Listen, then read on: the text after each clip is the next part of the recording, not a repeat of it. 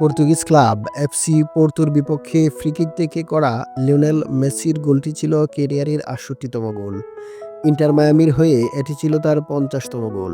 মিয়ামির হয়ে প্রথম গোলটিও আসে ফ্রিকিক থেকেই। বয়সের শেষ দিকে এসে মেসি যেন পেনাল্টিতে আরও বেশি আলো ছড়াচ্ছেন। একই পরিসংখ্যানে অবশ্য CR7 বেশ পিছিয়ে রয়েছেন। তার ফ্রিকিক গোল সংখ্যা ৬৪টি।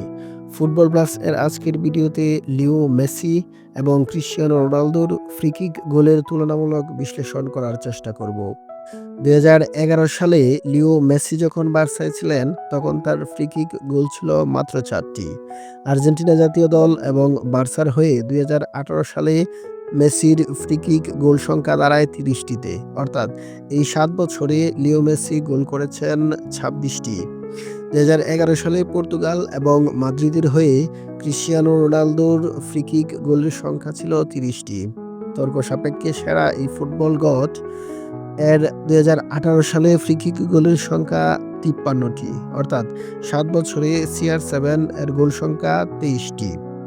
২০১৮ সালের পরের ফ্রিকিকগুলো লিও মেসির জন্য যতটা আশীর্বাদ বয়ে এনেছে, CR7 এর ক্ষেত্রে ততটা ব্যর্থতাই উপহার দিয়েছে।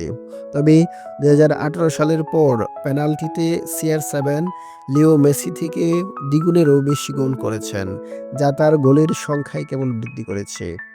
লিও মেসি ২০১৮ সালের পর ক্লাব এবং আর্জেন্টিনার হয়ে ফ্রিকিক থেকে গোল করেছেন ৩৪টি আর পেনাল্টিতে গোল করেছেন ৩৩টি। অর্থাৎ ৭ বছরে লিও মেসি পেনাল্টি থেকেও ফ্রিকিকে একটি গোল বেশি করেছেন।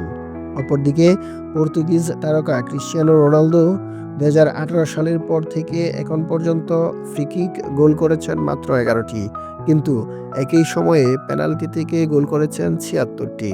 ভাবা যায় একেবারেই চোখ কপালে ওঠার মতো পরিসংখ্যান।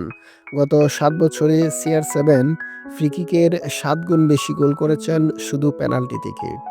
লিও মেসি আর ক্রিশ্চিয়ানো রোনালদোর মধ্যে আর কোন কোন পরিসংখ্যান জানতে চান জানিয়ে দিন ফুটবল প্লাসের কমেন্ট বক্সে।